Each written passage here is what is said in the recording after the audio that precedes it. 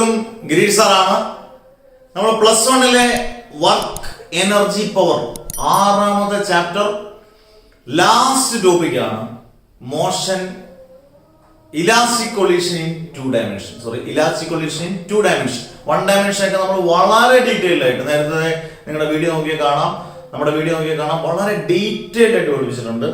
ആദ്യമായിട്ട് കാണുന്ന +1 കുട്ടികളൊക്കെ ആണെങ്കിൽ ഉറപ്പായിട്ടും ഒന്ന് സബ്സ്ക്രൈബ് ചെയ്യുക. നിങ്ങൾക്ക് ഇഷ്ടപ്പെട്ടെങ്കിൽ ഉറപ്പായിട്ടും ഷെയർ, ഇഷ്ടപ്പെട്ടില്ലെങ്കിൽ ഷെയർ ചെയ്യേണ്ട, ഇഷ്ടപ്പെട്ട ഒന്ന് ഷെയർ ചെയ്ത് കൊടുത്തേക്ക്. എന്തായാലും നിങ്ങൾക്ക് ഉപകാരപ്പെടും എന്നാണ് എൻ്റെ വിശ്വാസം. അന്നേരം നമുക്ക് അടുത്ത ടോപ്പിക്കായിട്ടുള്ള elastic collision in 2 dimension heading എന്തിരിക്കാം? Elastic collision in 2 dimension. നമ്മൾ 1 ഡയമെൻഷൻ പഠിച്ചു, അത് ഒരുപാട് ഉണ്ടെങ്കിലും ഡെറിവേഷൻ ഒക്കെ സിമ്പിൾ ആയിട്ടാണ് ഉള്ളത്. ഇത് ഒരുപാടില്ല, ഒരു ഫിഗർ ഇത്രയും കാര്യങ്ങൾ മാത്രം മതി. പക്ഷെ അത്രയും കാര്യങ്ങൾ വളരെ നന്നായിട്ട് പഠിക്കണം. പരീക്ഷയ്ക്ക് 3 മാർക്കിന് 3 മാർക്കിന് പ്രതീക്ഷിക്കാവുന്ന ഒരു ക്വസ്റ്റ്യൻ. ഓക്കെ, അന്നേരം അടുത്ത പാഠം ഏറ്റവും രസമാണ്. അടുത്ത പാഠം എന്ന് പറയുന്നത് സിസ്റ്റം ഓഫ് പാർട്ടിക്കിൾസ് ആൻഡ്, അതോടെ പറയാം, system of particles and rotation motion rigid body.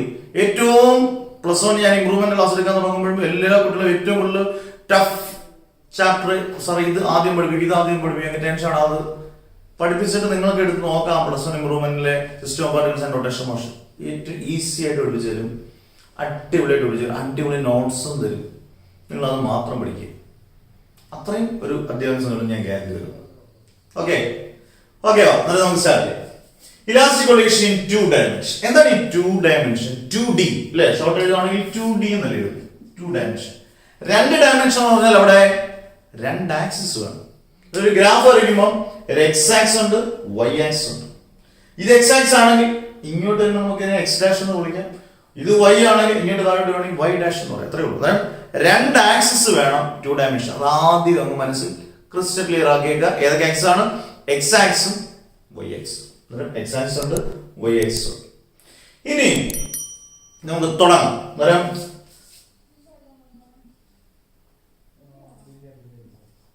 Okay, നമുക്ക് apply the law of conservation of momentum in X and Y direction. അതായത് ലോ ഓഫ് കൺസർവേഷൻ മൊമെന്റം നമ്മൾ പഠിച്ചിട്ടുണ്ട് ഇലാസ്റ്റിക് കൊളീഷനകത്ത്. Both momentum and kinetic energy are conserved. അങ്ങനെ പറയുന്നത് both momentum and kinetic energy are conserved. അതിനെ പറയുന്നവരാണ് elastic collision. മൊമെന്റവും kinetic energy അവിടെ കൺസർവ്ഡ് ആണ്. അങ്ങനെയാണെങ്കിൽ നിങ്ങൾ നോക്കിയോണേ, എ എന്ന് പറയുന്ന ഒരു പാർട്ടിക്കിൾ അത് മൂവ് ചെയ്യാനെടുക്കുന്ന വെലോസിറ്റി u1. ആ എ എന്ന് പറയുന്ന പാർട്ടിക്കിളിന് ഒരു മാസ് ഉണ്ട്, മാസ് m1. അത് മൂവ് ചെയ്യുന്ന വെലോസിറ്റി u1. ഇത് ബി എന്ന് പറയുന്ന പാർട്ടിക്കിൾ റെസ്റ്റ് ഇരിക്കുന്ന പാർട്ടിക്കിളിനെ വന്ന് കൊളൈഡ് ചെയ്തു. കൊളീഷൻ ശേഷം അതിന്റെ വെലോസിറ്റി എന്ന് പറയുന്നത് v1. ഇത്രയും കാര്യങ്ങൾ ക്ലിയർ ആയി. ഒന്നുകൂടെ റിപ്പീറ്റ് അടിക്കട്ടെ. എ എന്ന് പറയുന്ന പാർട്ടിക്കിൾ, ആ പാർട്ടിക്കിളിന്റെ മാസ് m1, അതിന്റെ വെലോസിറ്റി u1. ബി എന്ന് പറയുന്ന പാർട്ടിക്കിൾ റെസ്റ്റിൽ അവിടെ ഇരിക്കുകയാണ്, ചുമ്മാ ഇരിക്കുകയാണ്. നമ്മൾ ഒരിടത്തേക്ക് ചുമ്മാ ഒരിടത്തേക്കുന്നു, ഒരാൾ വന്ന് ഇടിക്കും. അങ്ങനെ ഇടിച്ചതാണ് ഏത് എ ബി എ വന്ന് കൊളൈഡ് ചെയ്തു. കൊളീഡിന് ശേഷം u1 എന്നുള്ള വെലോസിറ്റി മാറി v1 ആയി. ഇതെല്ലാം എക്സ് ഡയറക്ഷൻ നടക്കുന്ന കാര്യങ്ങൾ ഇതെല്ലാം അല്ലേ. അതിന് ഒരു ആംഗിൾ ഉണ്ട്, θ1 θ2 ഒക്കെ ആംഗിൾ ഒക്കെ ഉണ്ട്. അത് നമുക്ക് പറയാം. നമുക്ക് എക്സ് ഡയറക്ഷൻ ആദ്യം നമ്മൾ ഈ law of conservation of momentum അനുസരിച്ച്, ലീനിയർ മൊമെന്റം അനുസരിച്ച് നമ്മൾ ഇങ്ങനെ പറഞ്ഞില്ലയോ, total momentum before collision equal total momentum after collision. നിങ്ങൾ ഓർത്തുള്ളത് നമ്മൾ റീകോയിൽ ഓഫ് എ കണ്ടിനും ലോസ് ഓഫ് മോഷൻ അതൊക്കെ വളരെ ഇമ്പോർട്ടന്റ് ആയിട്ട് പഠിച്ചതാണ്. Law of conservation of linear momentum അനുസരിച്ച് total momentum before collision equal total momentum after collision. അതിന് ബിഫോർ കൊളീഷൻ ഏതാണ്? കൊളീഷന് മുമ്പുള്ള മാസ് m1, അതിന്റെ വെലോസിറ്റി u1 അല്ലേ, കറക്റ്റ് അല്ലേ? എക്സ് ഡയറക്ഷനിലെ കാര്യം ഞാൻ പറഞ്ഞു, എക്സ് ഡയറക്ഷൻ. അന്നേരം മൊമെന്റം എന്ന് പറഞ്ഞാൽ മാസിന്റെ വെലോസിറ്റി. ഇവിടുത്തെ മാസ് എന്ന് പറയുന്നത് m1, അവിടുത്തെ വെലോസിറ്റി എന്ന് പറയുന്നത് u1. m1 u1 equal. ഇനി കൊളീഷൻ ശേഷം ടോട്ടൽ മൊമെന്റം ബിഫോർ കൊളീഷൻ കഴിഞ്ഞു equal total momentum after collision. Mass m1 തന്നെ, വെലോസിറ്റി v1, m1 v1. ഈ ആംഗിളൂടെ ചേർത്ത് പറയുകയാണെങ്കിൽ എക്സ് ആക്സിസ് നമ്മൾ എപ്പോഴും എടുക്കുന്നത് കോസിന്റെ ആംഗിൾ ആയിരിക്കും. അതാണ് എളുപ്പം പഠിക്കാൻ മനസ്സിലാക്കാൻ. അല്ലാതെ ഇതിന് എങ്ങനെ വന്നൊക്കെ പറയുകയാണെങ്കിൽ ഡീറ്റെയിൽ ആയിട്ട് പറയണം, അതൊന്നും ഓർത്തിരിക്കേണ്ട ആവശ്യമില്ല. m1 v1 ഈ ആംഗിളൂടെ ചേർന്നെങ്കിൽ കോസിന്റെ അമൗണ്ട് ആയിരിക്കും എക്സ് ആക്സിസ് കൂടെ തന്നെ. Cos θ1 plus m2 v2. ഇത് കൊളീഷൻ ശേഷമുള്ളതാണ്. m2 v2 cos theta two ഉള്ളത് cos theta to.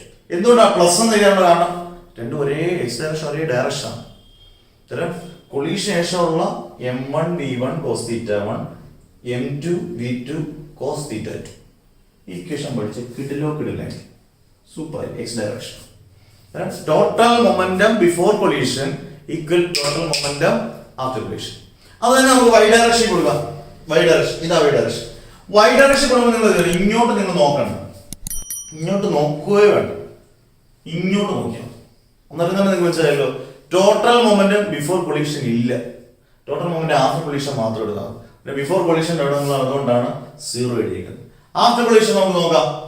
m2 v2 ആണ്, m2 v2 y ഡയറക്ഷൻ ആകുമ്പോൾ ആംഗിൾ എന്ന് പറയുന്നത് സൈൻ ആംഗിൾ ആണ്, sine theta 2, sine theta 2 minus എങ്ങനെയാ സാർ മൈനസ് 1 നോക്കി.